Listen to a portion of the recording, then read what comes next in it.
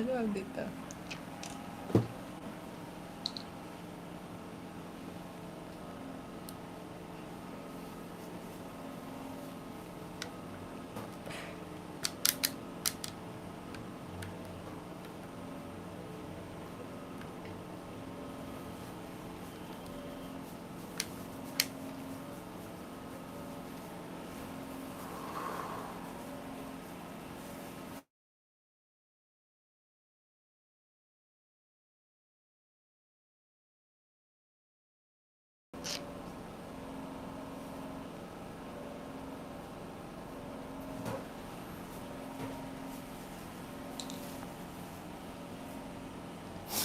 Okay, so it's time for us to start. Yeah.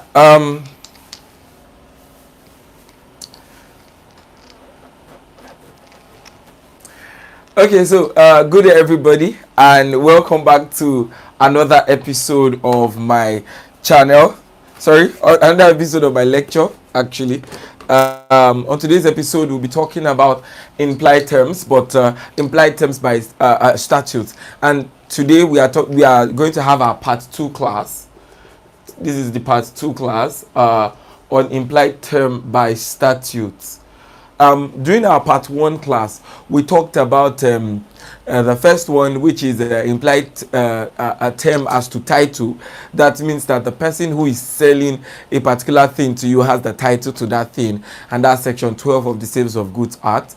And then our second class, we talked about sale by description, which means that when you describe a thing for a person, that is a thing, you are the buyer, you are describing, and this is what I want to buy to the seller, and then the seller gives you something else, there is an implied condition that can warrant you to repudiate that contract. That's section 13 of the Sales of Goods Act. And today we'll be talking about two other things. We'll be talking about section 14 subsection 1 of Sales of Goods Act that talks about fitness for purpose, while we'll be talking about also merchantable quality, section 14 subsection 2 of the Sales of Goods Act. Fitness for purpose and merchantable quality. In my previous set of classes as well, we've talked about implied term as to trade of cost or custom, and other express terms and all that. You can go through the contract law playlist on my channel if you want to watch those previous classes. But for this class, we are going straight into what we are talking about today, which are these two things. Talking about the first one, which is fitness for purpose, section 14 subsection 1, and also merchantable quality, section 14 subsection 2. And basically we are talking about the implied term, how the statute implies fitness for purpose and merchantable quality. But before we go into the substance of our class for today, if this is your first time of coming to my channel, then I want to say a very big welcome to you. For those who do not know me, this is Olayeni Dear Kolola Daniels, popularly known as Dear Ko Spectre. And this is another episode of Dear Ko Talks Law. Now, if this is your first time of coming to my channel, please make sure that you click the subscribe button as well as the notification bell, so that anytime I release a video of this nature, which is going to be of interest to you, you'll be one of the first set of people to watch that particular video. So going straight to our class for today, for those who do have the notes, I think you have to send the notes to the group right now. Thank you very much. So yes, for those who do have the notes, we'll go straight to what our note is saying, and then I would read out the note, and I will teach from the note, and that is how our modus operandi is and has always been. Now, section 14 of the Sales of Goods Act of 1893 starts by stating the basic common law position that there is no implied warranty or condition as to the quality of fitness for any particular purpose of goods supplied under a contract of sale. So which means that where you have a contract of sale between party A and party B, just to have a little bit of illustration, we have party A and party B, and party A is paying party B 50,000 naira for what? For a car which party B is supposed to sell to party A. So the question therefore is that is there a condition or a warranty? I'm very sure that in my last previous set of classes, you should have known, if you've watched those classes, the difference between a condition and a warranty. So from my last previous set of classes, you should have known that. So the question is whether or not the car that B is given to A, whether or not A can sue if that car is not fit for purpose. Do you understand?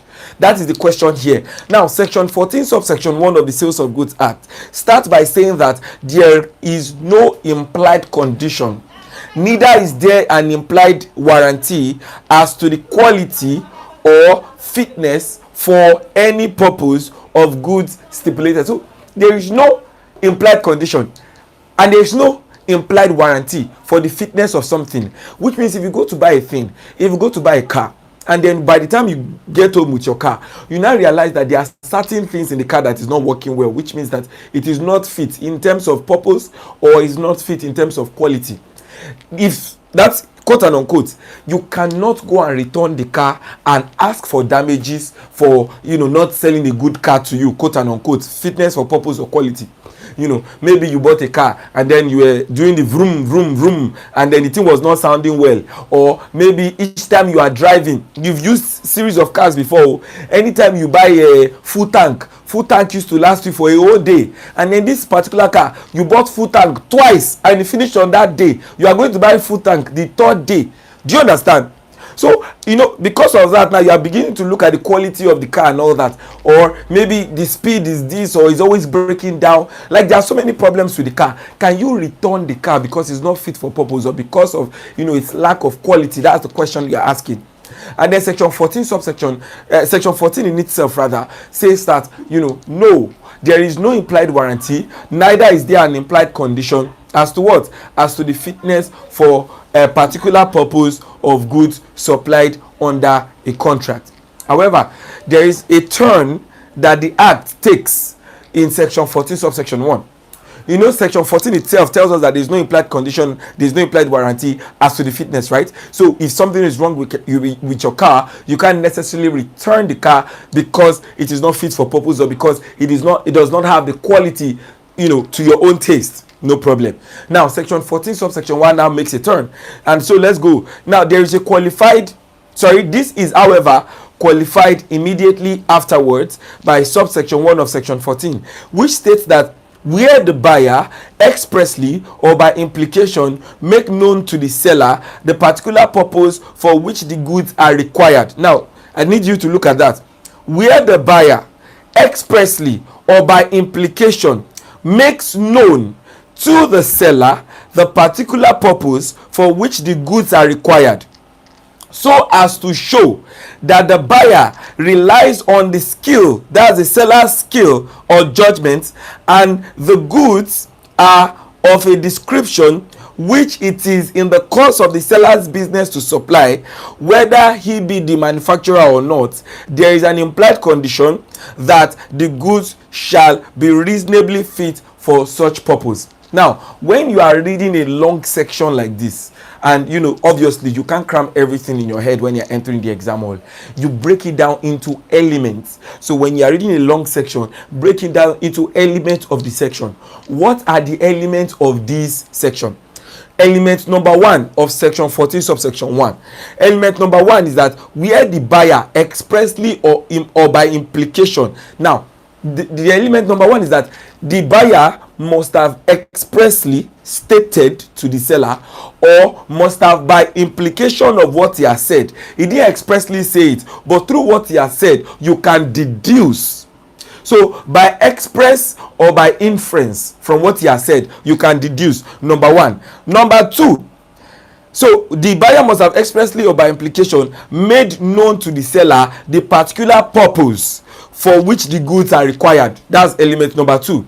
Element number 1, expressly or by implication, right? Element number 2, made known to the buyer. You know that the section 14, when you do not tell the buyer anything, you just say, Alaye, I want to buy this. Do you understand? Like you want to buy a particular thing, and then you bought that particular thing, and then that particular thing is not working the way you want it to work. There is no implied condition or implied warranty. Do you understand? However, section 14 subsection 2 now tells us that, okay, if you fulfill element number 1, which says expressly or impliedly, you must have made known. Element number 2, you must have made known to the seller. Do you understand? The purpose for which you are buying, the particular purpose for which you are buying the goods, such a way, element number 3, that you are relying on the seller's skill and judgment. Do you understand? Element number 1, expressly or impliedly. Element number 2, made known to the seller the purpose for which you are buying it, right? While element number 3, the what? Element number 3 is what? The that you are showing that you are relying on the seller's skill and judgment. And then element number 4 is that the goods are of such nature that are within the seller's business to supply. Either is the manufacturer or not. Do you see that? The goods are of such nature that it is within the seller's business to supply. Either is the manufacturer or not. The moment you can fulfill these 4 conditions, then you can bring an action against a seller where there has been a breach of a condition. They said there is an implied condition. This is not a warranty. Fit for purpose is not a warranty. It is a condition by virtue of section 14 subsection 1. So if it is not fit for the purpose of what you want to use it for, section 14 subsection 1 tells us that you can bring an action. Note that the wordings of section 14 says that the particular purpose for which the goods are required. So here we are looking at fitness for purpose. Do you understand? So what are the 4 things again? Number 1, express or implied, right? The buyer must have made known, either express or implied, made known to the seller. Number 2, the particular purpose for which he wants the goods, right? Number 3, he must have shown that while he made known to the seller the particular purpose for which he wanted the goods. Number 3, that he was relying on the skill and judgment of the seller. And then number 4, that the goods which he bought from the seller is such that is part of the seller's business to supply. Either is the manufacturer or not. The moment you can fulfill these 4 elements, boom, you can sue and repudiate a contract on the grounds of breach of implied condition as to fitness for purpose. Do you understand that? So let's continue with our notes. So although technically the condition as to fitness for a particular purpose does not apply unless the buyer makes known to the seller the purpose for which he wants it. If the goods can only be used for one purpose, such information will not be necessary. So do you understand what I'm saying now? So, you know, our elements number 2, element number 1, express or implied, right? Element number 2, you must have expressly or implied told the seller the reason why you needed the good, the particular purpose for getting the goods. Do you understand? That's element number 2. The particular purpose for getting the goods, right? Okay, no problem. Now, the rule, another rule, which is not in section 14.1, but it's a common law rule, which you should know, is that when the goods, it is only one purpose you use that particular good for. For example, if you want to buy marker, what do you use marker for? To write on the board. Do you need to tell the person, I want to buy marker because I want to write on the board? No. Where there is only one purpose for which you use a thing, then it's not necessary for you to begin to tell the other party the reason why you want to use it, and then, you know, why you are relying on his judgment and all those kind of things. Do you understand? So you go straight to the point. I want to buy something. The only time that rule will apply is whether something you want to buy has multiple uses. So let's look at the case of priest versus last. I don't know if this is pronounced priest, but it's Preist versus Last. Last. Now, what is the fact of the case? The buyer went to a shop and asked for a hot water bottle. Hot water bottle. It was held that since the hot water bottle so described is used for only one purpose, the provision on making the purpose of requirement known to the seller was satisfied. Now, priest and last, what happened? He wants to buy what? Hot water bottle, right? And then that is as straight to the point can get. What do you want to buy? Hot water bottle. It's just that, permit me to say, what do you want to buy? Condom, for example. Now, you then begin to ask, what do you want to use condom for? Do you understand? It goes without saying the essence of condom. Do you understand what I'm saying? Like, let's say I went to buy condom and then I used it for what I wanted to use it for, which I'm very sure we all know the only purpose why condom is used, and then I'm using it for what I want to use it for, and it's not fit for purpose, because I realized that there were so many holes in the condom, so to say, which is not the purpose for which it's used for. Now, and I want to, because I bought bulk, I want to return the bulk and ask for my money back. He said no, that there is no condition as to fitness for purpose and all that. And then I'm looking, that, you know, I did not tell them the reason, I did not fulfill the condition of telling them that the moment I entered the shop, what I only asked was, I want to buy condom. I did not tell them why I want to use condom. And then the thing that everybody would ask you, that's the court, we ask you is, what other purpose do you understand do you use condom for? So in this case of priest and last, we are talking about hot water bottle. What other purpose will you use hot water bottle for, if not to keep hot water in the bottle? Do you understand? So the other party was saying, oh my lord, he didn't fulfill the requirement of telling the seller what, that's the person who is arguing, of telling me what he wanted to use it for. The court said that since it was a hot water bottle, and like the name implies, it already implies its uses.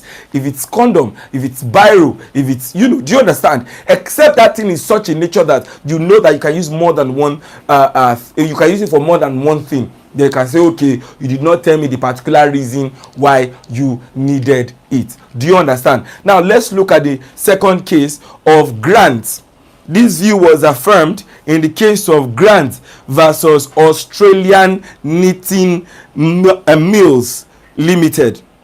Grant, Grant versus Australian, Australian,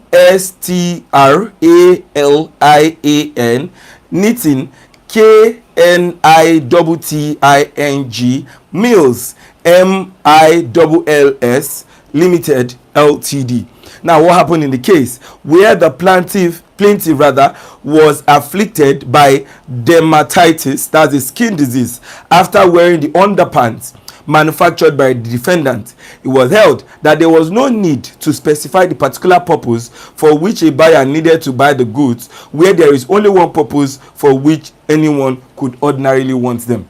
So somebody went to buy pants from you. Pants, like everybody would know, it goes without saying what you need pants for. You are now, then when the person wore the pants, the person had the dermatitis, that is a skin condition as a result of wearing the pants. So you want to return the pants and sue for damages, repudiation and damages for what your goods had cost and all that. And then you are saying, well, there is no breach of implied condition as to fitness. Why? Because she did not fulfill the 4 requirements. What is the number 1? Expressly or impliedly telling the seller. Number 2, the particular purpose for which you want to use it for. And number 3, and making known to the seller that he through what telling the seller that he relies on the skill and judgment of the seller. And number 4, that it was within the business of the seller to ordinarily supply the goods, either the seller is a manufacturer or not. Now, the seller of the clothes, that's the underpants, now is saying that, well, you didn't tell us the reason why you wanted to buy it, which means you did not fulfill condition number 1 and condition number 2 that says that you must tell us the reason why you want to buy it. And then the court at that point, I wonder what the other party is going to argue, that you can also wear cap, or you can also wear pants as cap or something. Like, what else could you have used the pant for if not to wear it? Like, do you understand? For you to make that kind of argument, because at the end of the day, the court held that once you have just one thing to which you can use a good for, then they can dispense of the requirement of letting the seller know particular purpose. So we've cited 2 cases, Priest versus Last and Grant versus Australian Knitting Mills Limited.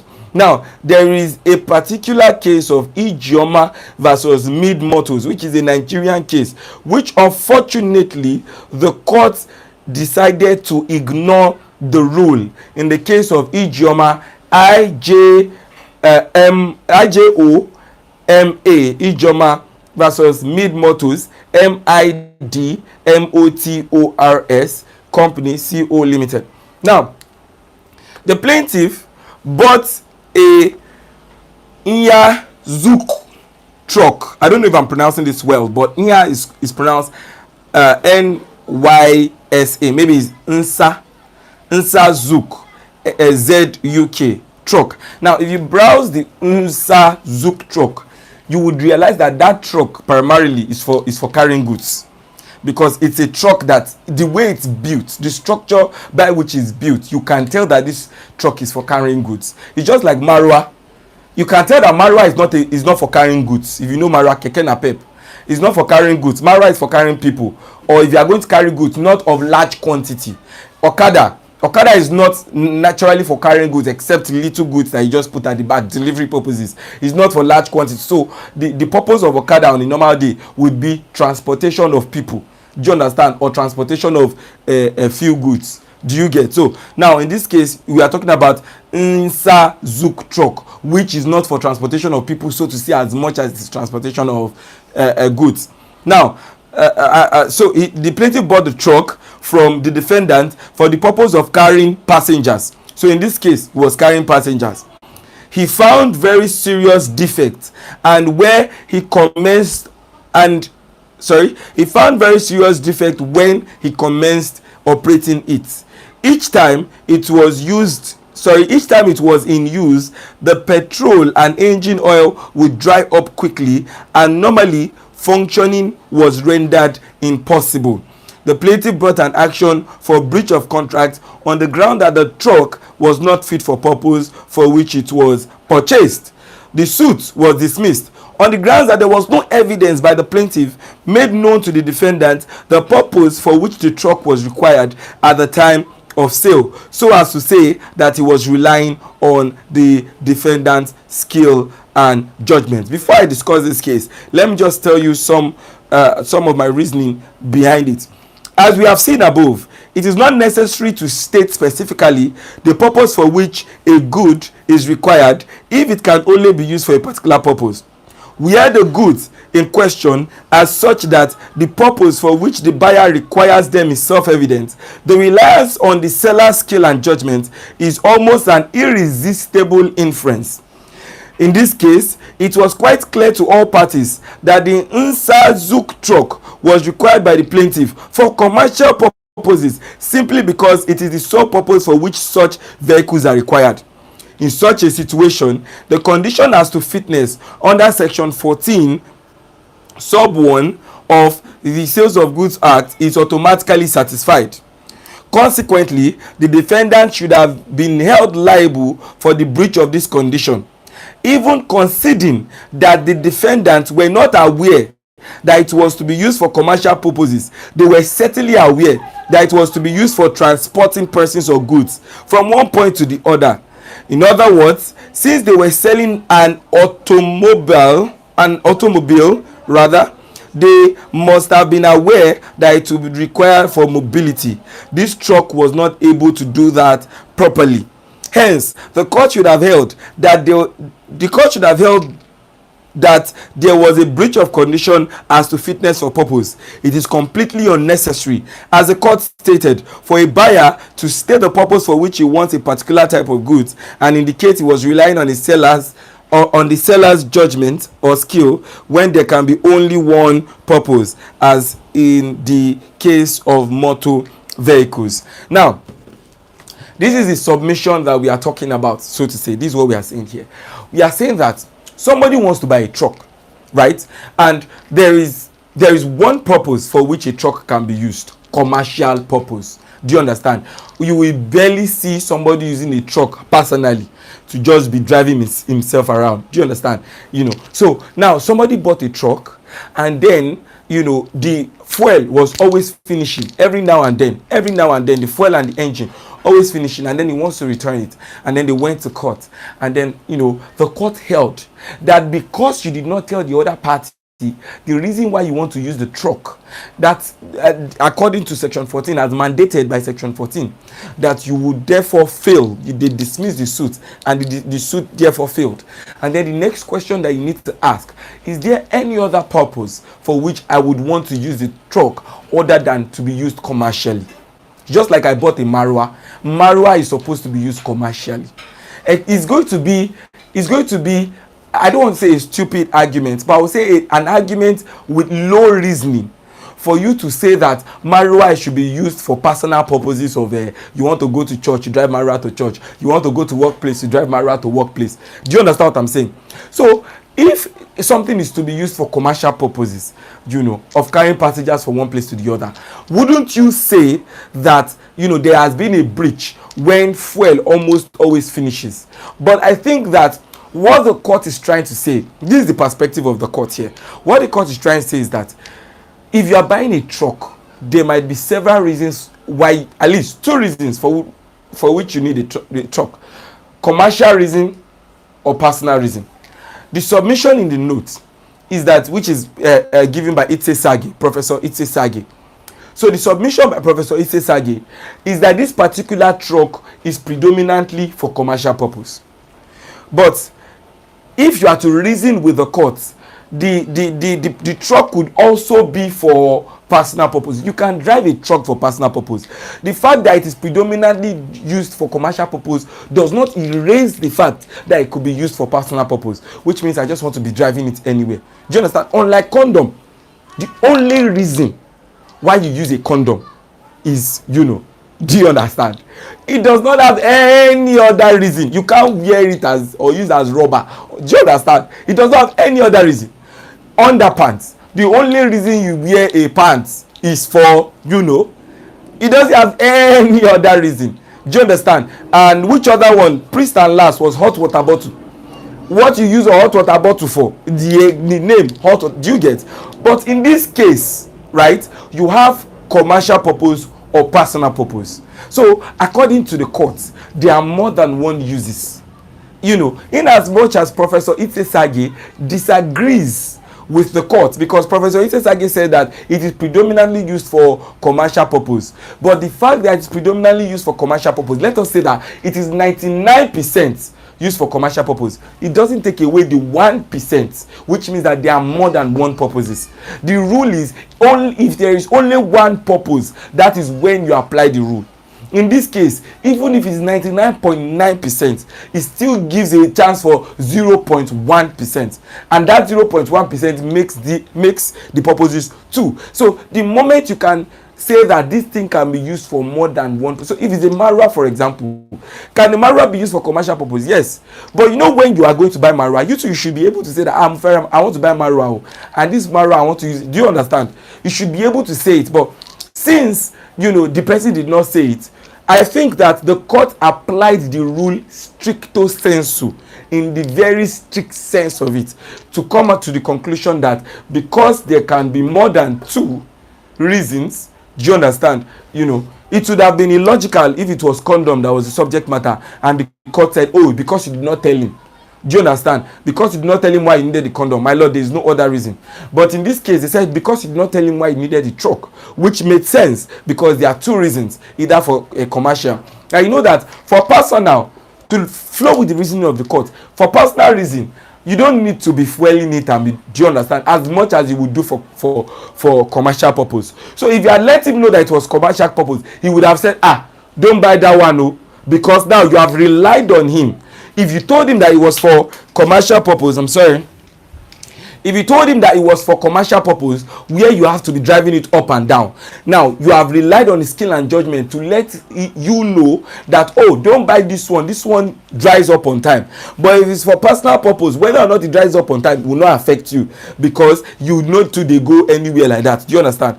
But do you get what I'm saying? So if it's for commercial purpose, the fuel dries up on time. If it's for personal purpose, if it dries up on time, it will not really affect you. So you should have known. So the rule is when there is only one thing. So let's continue with our notes. The fact that the vehicle was sold under its trade name does not make any difference as stated in Baldry versus Marshall.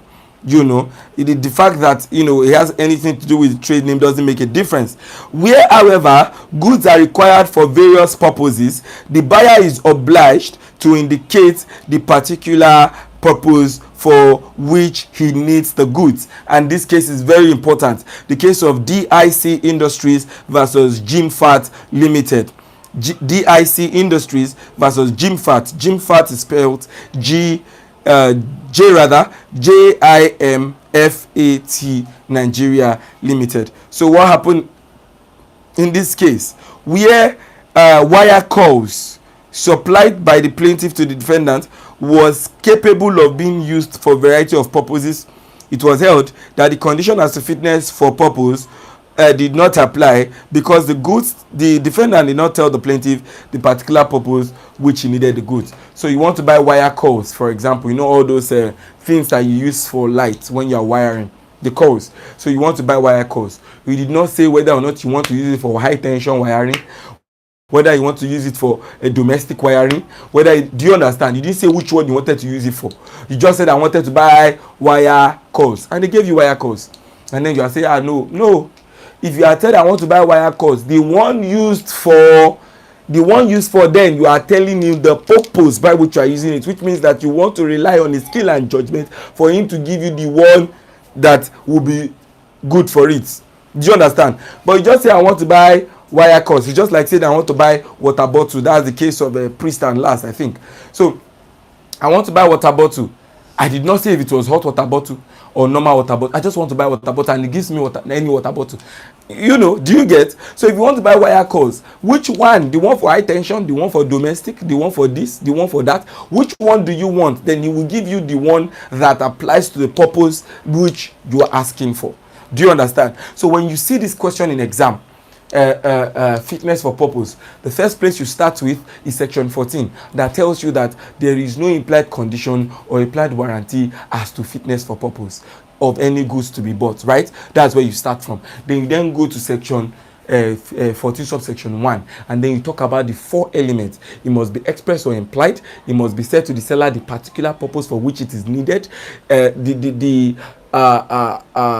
must also be shown that you told the seller because you relied on the seller's skill and judgment, and it must also be shown that the goods fall within what the seller usually sells. Do you understand? And by the time you whether or not the seller is manufacturer, by the time you fulfill those 4 conditions, then you now give your submission. Apply what you are saying. If it's a problem question, apply those 4 things to the fact. And while you are applying the rule, like section 14 subsection 1, you should cite the case on Priest and Last, which was our first case on section 14 subsection 1, Priest and Last. Then Grant versus Australian knitting mills. Now, if you have time in the exam, or you can cite the fact, but if you know that you don't have time, you just cite the cases and then you move on. And also, very importantly, cite the case of Ijoma versus Mid Motors, where there were more than one uses. Although Professor Sagi doesn't seem to agree, but you can also say what I have said so far while you are writing your exam. And lastly, you cite the case of DIC Industries versus Jimfat. So there are about 4 cases for you to cite for this fitness for purpose. The moment you can cite those 4 cases and cite the section 14 subsection 2, the 4 elements, then you apply it to your facts above, and then you give your conclusion. The moment you do that, you are done with that. And if there's any other question on merchantable quality, which is what we are going to go to next, then you answer that as well. So now we are also going to go to merchantable quality, which is section 14 subsection 2. Merchantable quality, section 14 subsection 2, and we start that now. Yeah, how many minutes? 33. How many people are in class? 4. Okay, moving on. Now, merchantable quality can be seen in section 14 subsection 2 of the Sales of Goods Act. Is the lightning okay? Okay. Section 14 subsection 2 of the Sales of Goods Act. Now, so let's go straight to our notes so that I can continue with the teaching. Goods bought by description from a seller who deals in those goods must be of merchantable quality. The condition, however, does not apply if the buyer has examined the goods and failed to detect defects which such an examination ought to have reviewed. So when you are talking about merchantable quality, something like it has expired or it is broken, fitness for purpose, different. That means what you want to use it for. It is not a hand. This one, you went to buy let's say something that used to have a sealed top. Do you understand? And then, you went to buy it in the market, and then you realize that the seal is broken or something like that, and then maybe they've used out of it. Let's say it's a perfume, the seal is broken. When you got home, you realize that the seal is broken and they've used out of it or something like that. Or maybe you went to buy something, and then you realize that when you got home, you realize that it has expired. Obviously it's no longer of merchantable quality because you now have to return it, and stuff like that. Or what else can we use? Or maybe it has spots. It has not expired, but it has spots. But it has spots in such a way that you should have noticed it, either from the way it smells or something. So let's go back again to section 14, subsection 2. They said goods bought by description from a seller who deals in those goods must be of merchantable quality. The condition, however, does not apply if this particular section applies primarily to goods bought by description, and it also applies to goods bought face to face. Do you understand? But if you are buying the goods face to face, that is, the condition, however, does not apply if the buyer has examined the goods and failed to detect defects which such an examination ought to have brought about. So if you are going to buy a fridge, for example, you know that when you are buying a fridge, there are so many things about the fridge that you would not know on time. Do you understand? Like, apart from the fact that you can see the physical properties of it, what if the gas inside is empty? There's no way you can know that from just inspecting the fridge. However, if these defects are such that a reasonable person should have noticed it from just seeing the body, then you cannot say that there has been a breach of merchantable quality. However, if it sells by description, where you are receiving the goods and then you now see, upon receiving the goods, you now see that there are defects, you can always return it. But if you had the opportunity to examine the goods, and then the examination is such that you looked at the outer qualities of the goods and then you said, oh, there's nothing wrong with it, but there was something in the outer quality which you ought to have seen, you cannot return the goods on that thing which you ought to have seen.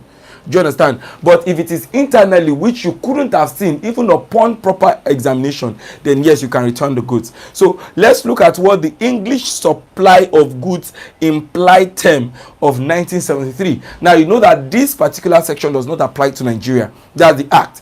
The act doesn't apply to Nigeria because why? It is an act that was enacted in 1973.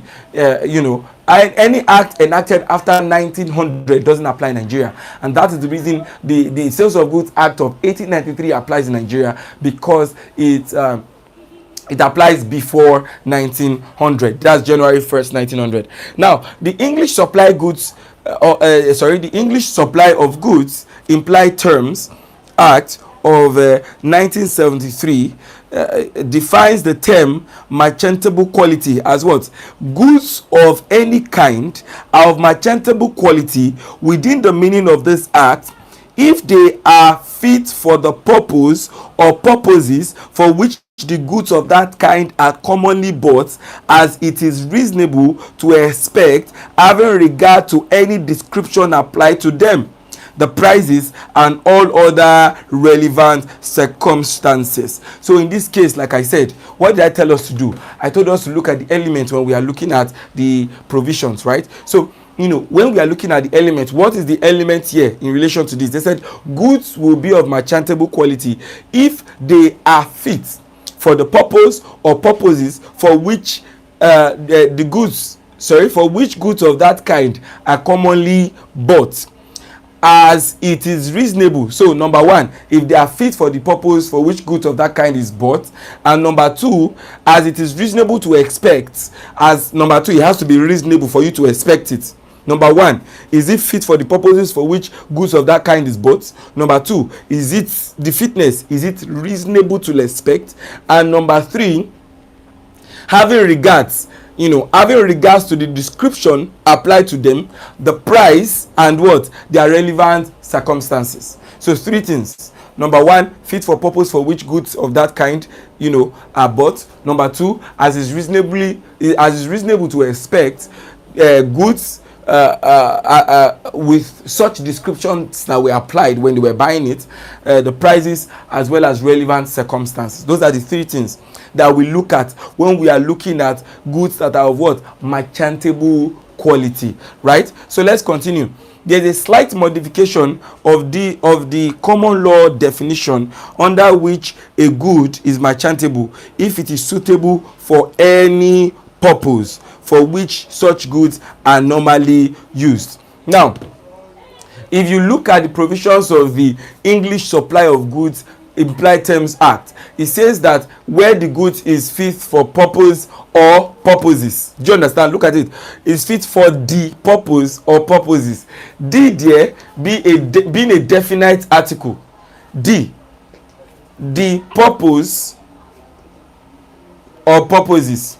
This is not an English class, but you know that when D is used, then it's a definite article referring to a particular purpose, right? Or purposes relating to that thing that you are doing.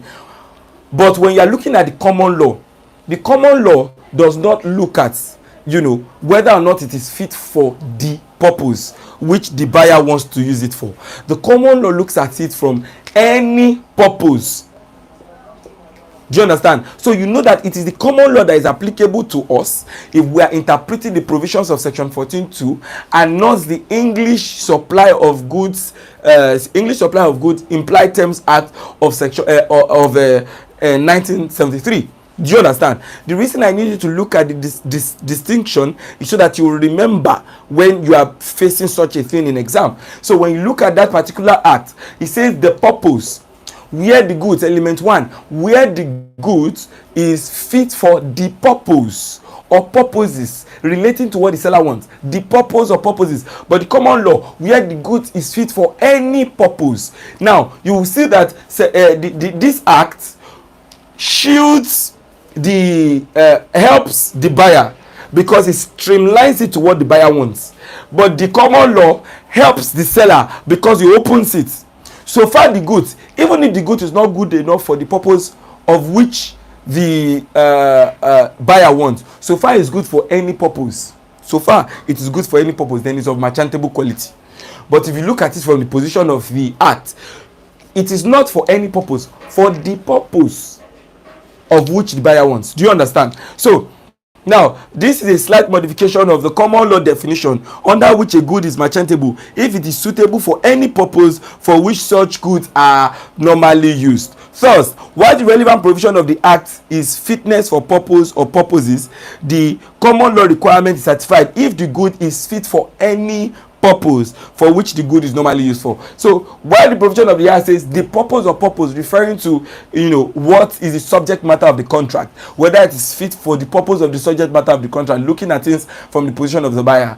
This one is good for any purpose, looking at things from anywhere. That's the position of the seller. So if it's good, if the good is such that it's fit for any purpose, then the common law will say is merchantable. So the common law provision is therefore less onerous and much easier to satisfy for sellers. Are you listening to that? It is much easier to satisfy for sellers that, my lord, it is fit for any purpose, because it is what is fit for any purpose that is for merchantable quality. That is for what it is normally used to. It is fit for any purpose for what it is normally used. Don't leave that part. The reason I'm leaving that part is because I want to focus on this one. So when they say it's fit for purpose, for what it is normally used. So if you look at the provision of the act, it says that if they are fit for the purpose or purposes for which goods of that kind are commonly bought.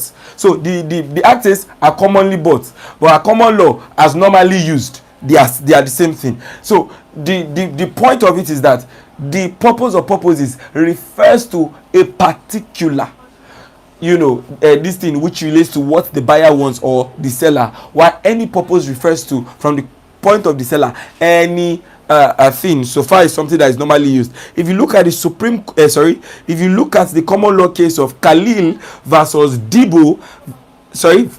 and Debo versus Mastronikolis.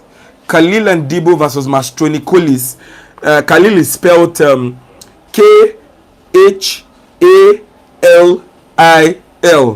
and Debo Dibbo versus Mastronikolis Mastronikolis. Mastronikolis. Now, what happened in this case? The appellant bought a large quantity of engine oil from the respondent.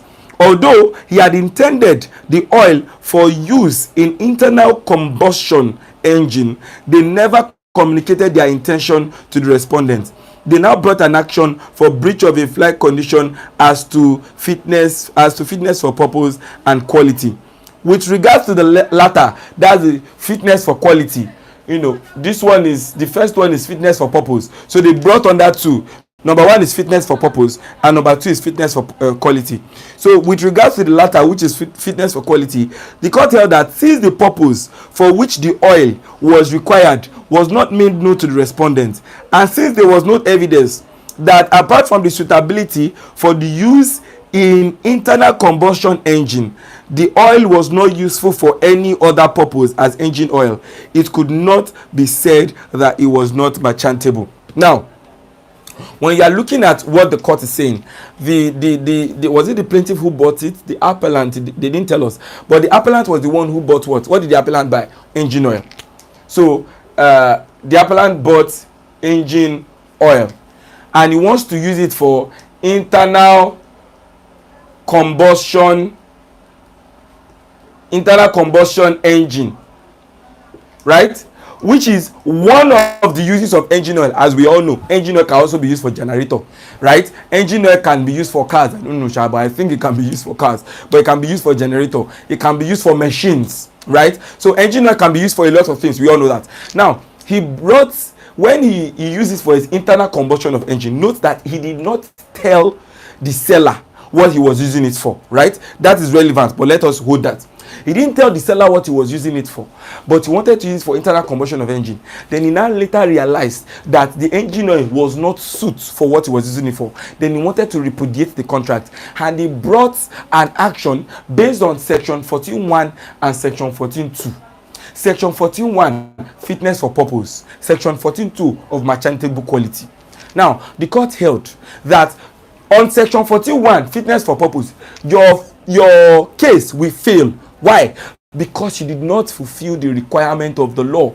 What is the requirement? That you should have said either expressly or impliedly to the seller the particular purpose for which you need it. Do you understand? Because you did not tell the seller the particular purpose for which you need it, upon which it is implied that you are relying on the skill and judgment of the seller, then your action will fail on fit for purpose. Now let us look at merchantable quality. Your action will also fail for merchantable quality because according to the common law, he did not prove in evidence. He did not prove that the oil could not be used for any other purpose. What did I tell you here? In common law, the moment the oil can be used for any other purpose, it is of merchantable quality. It is the act. That is the act that I mentioned to you earlier. It is the act that says for the purpose. Do you understand? This one says for any purpose. So if the common law, I'm trying to explain to you how the common law applies to this one. Now, engine oil can be used for any other purpose apart from internal combustion of engine. Now, he wanted to show that it was not of merchantable quality in relation to what he was using it for, but that was not the requirement of the law. The requirement of the law is that he should have led evidence to show that the engine oil cannot be used for any purpose. That is the only time that you can succeed under merchantable quality under the common law. Do you understand? If it is not of merchantable quality, then it's not of it cannot be used for any other thing. If it can be used for any other thing for which it is normally used, for example, engine oil is normally used for generator. Do you understand? Engine oil could be used for combustion engine. It's just that this particular engine oil does not fit what is looking for. Engine oil could be used for cars. Like I said, I do not know on that, but I know that engine oil could be used for big engines.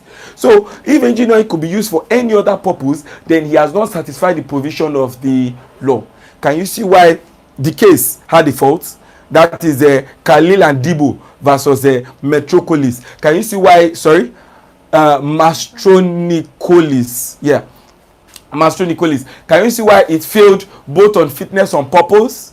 Because why? He did not tell the seller why he needed it. So section 14.1, failed. Can you see why it failed on a merchantable quality? Because engine oil can be used for any other thing, and the requirement of the common law is any purpose. So if you know you want to succeed in merchantable quality, lead evidence that that good that you have bought, in this case engine oil, can only be used, do you understand, for that particular thing which it has failed. But if there is no evidence there, then it can also be used for other things. Do you understand? So let's continue with the note.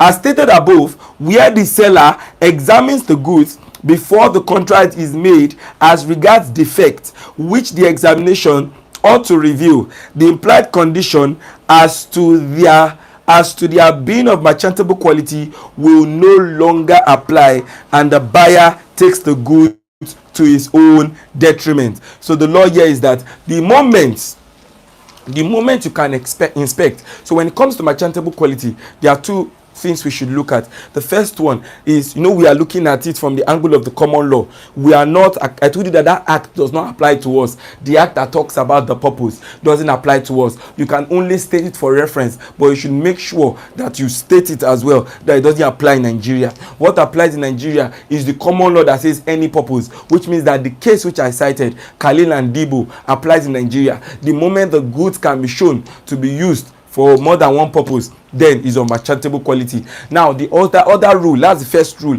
The other rule that we are looking at under merchantable quality, which means there are about 2 rules or thereabout. The second rule is if they have the time to inspect. If you could have inspected it and you could have seen the defect upon inspection, which a reasonable person ought to have seen, then if they are defect afterwards, which you should have seen when you were inspecting it, if they are defect afterwards, then that would mean what? You take the goods as you find it, because you should have seen it upon inspection. Do you understand that? Now, there is an authority, although this case, I read the case and I was like, the courts in this case, I don't know if, it's like the courts, I don't know how they rose to the bench, because it's not like their knowledge of the law is inadequate, but their knowledge of how things work, the way they decided the case. And I was like, does this, it be like say, that the Prince of England, that's not who is not the King of England, King Charles. He's not the one that puts his toothpaste himself. He's not the one that does a lot of things. They iron his clothes for him. They dress him up. They do all those kind of things. So I feel like the judges that were on the bench were those kind of people who they did not do their things for them. Because if you look at the fact and the judgment of the court, you would see that if you are a reasonable person, so to say, you would understand that the court shouldn't have held things the way they held it. So let us look at the case of John Holt Limited versus Eze Fulukwe. I hope I pronounced that correctly. John Holt is spelled John, John Holt, Holt Limited Ltd versus Eze Fulukwe, Fulukwe. Now, the respondent negotiated the purchase of cartons of geisha. I'm very sure you know geisha, sardine and geisha. So geisha is the fish thing. So the respondent negotiated the purchase of cartons of geisha from the appellant at Aba sometimes in 1979.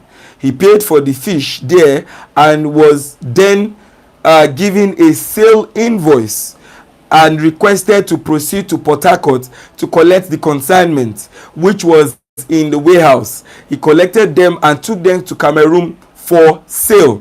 Now, I need you to understand what is going on here so that you don't get lost in fact. So the subject matter of what we are talking about here is what? Is a geisha. Who bought geisha? Respondent. From who? From appellant. He paid for the geisha and was given a sale invoice and requested to proceed to Port Harcourt to collect the consignment. So which means he went to the warehouse, the warehouse rather, at Port Harcourt to get the consignment, that is the geisha. And he was the one who carried the geisha from Port Harcourt, where it was, to where he wanted to sell it at Cameroon. Now, so he collected them and took them to Cameroon. He averred in his evidence in court, that means he stated in evidence in court, that his customer in Cameroon later returned the fish for being rotten and petrified. Indeed, he tendered a certificate from the Cameroon health authorities ordering the destruction of the fish. Okay? He therefore sued the appellant in the High Court for damages, for breach of contract, to wit, for the sale of 577 cartons of geisha. You see, when cases like this come to court, it's not one geisha that you are going to court for. You bought cartons. Most times when things like this happen, it's because of the money that you have invested into it. So how many cartons of geisha were there? There were 577 cartons of geisha which he bought, all of which were, according to him, rotten and petrified. He succeeded at the High Court, and then the defendant appealed.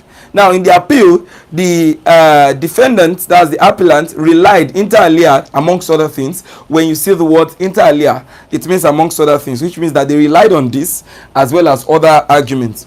So the defendant appellant relied, amongst other things, on section 14 subsection 2 of the Sales of Goods Act as relieving them of liability. That means that they are saying that merchantable quality, section 14 subsection 2, relieves them of liability, and I didn't get how.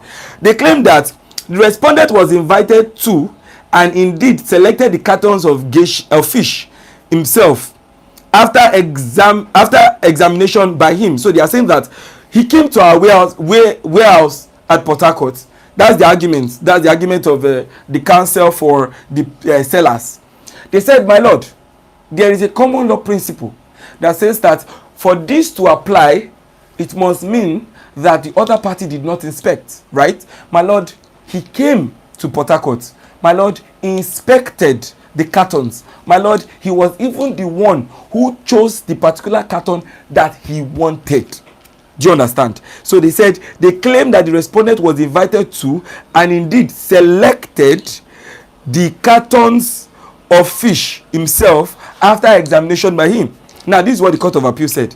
The Court of Appeal allowed the appeal. According to Olata Wura, Justice of the Court of Appeal, as it then was, which means that when you see as it then was in at the back of someone's name, it means that either the person is no longer that at that court, or the person has been elevated to an higher court. So Justice Olata Wura, as it then was, stated that there was a distinction between a situation where the appellant picked the goods and handed them to the respondent, and a situation where it was the respondent, after examining the goods and expressing his opinion about what he saw, selected them, having satisfied himself of the examination of the goods before he signed the clause, that's the exemption clause. He cannot now be heard that the goods were bad under the circumstance.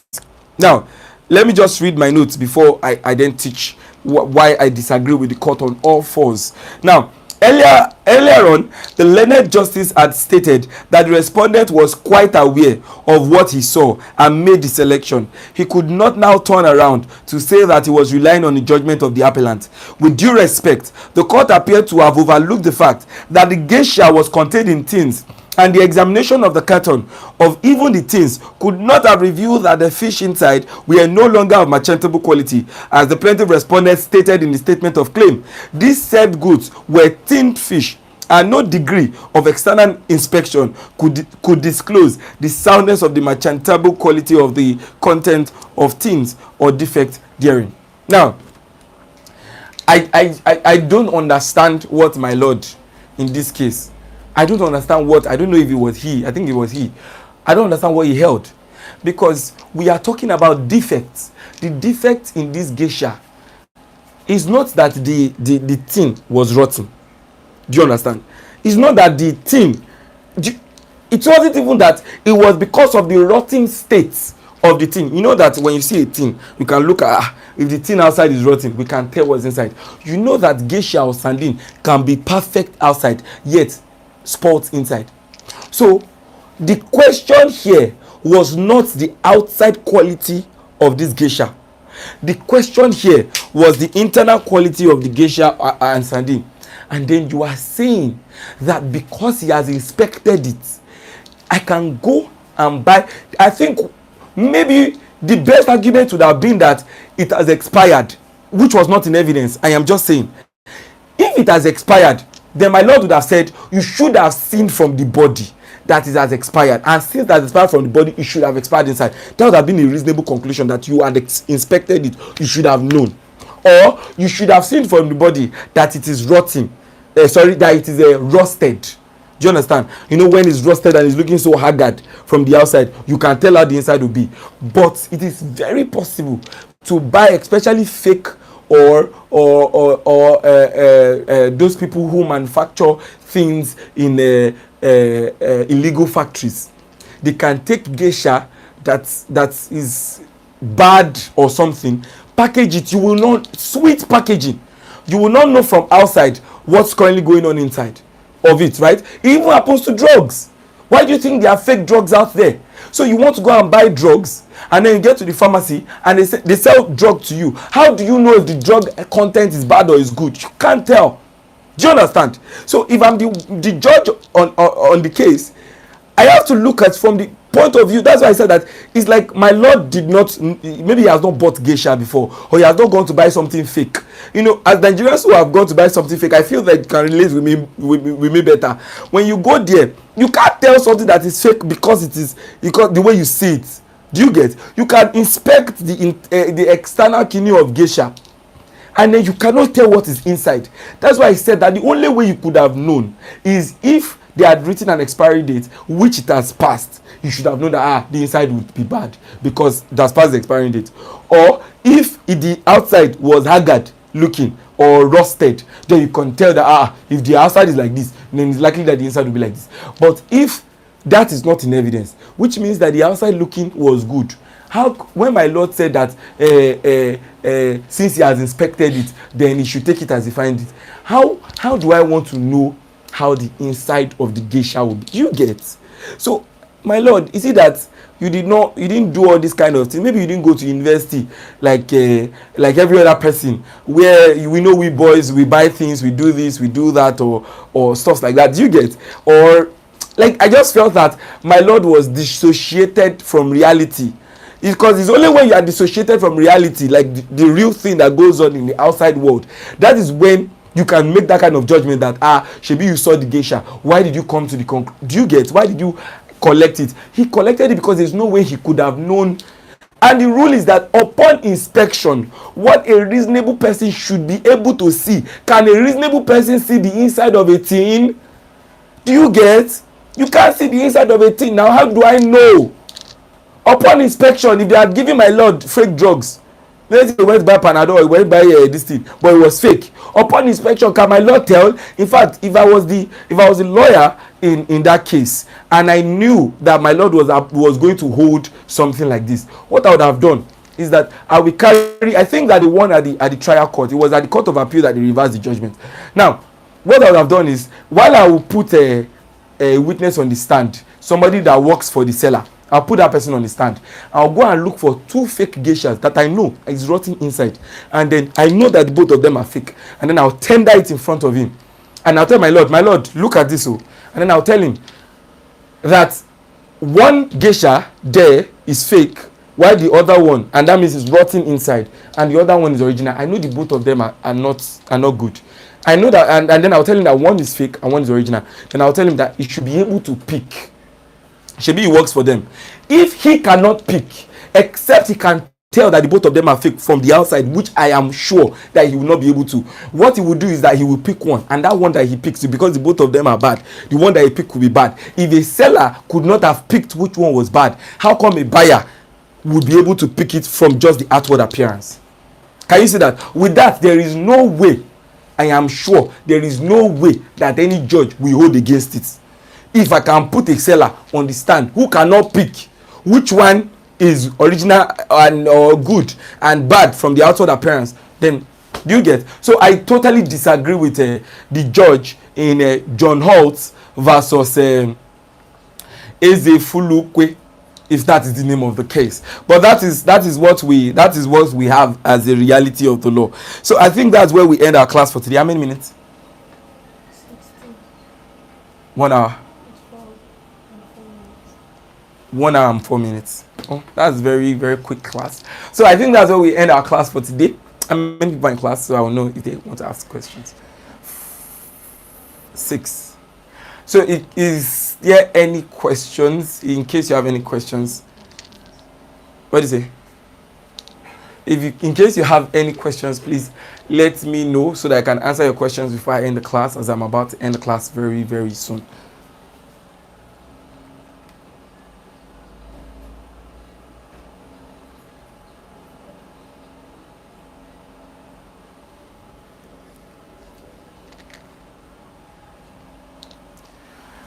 Okay, so there are no questions. Now, in our next class, which is going to be in the next 30 minutes, thereabouts, we are going to be talking about sale by sample, section 15 of the Sales of Goods Act, and we are going to be talking about breach of implied terms. Sale by sample, which is section 15 of the Sales of Goods Act, and breach of implied terms. I will see you in my next class.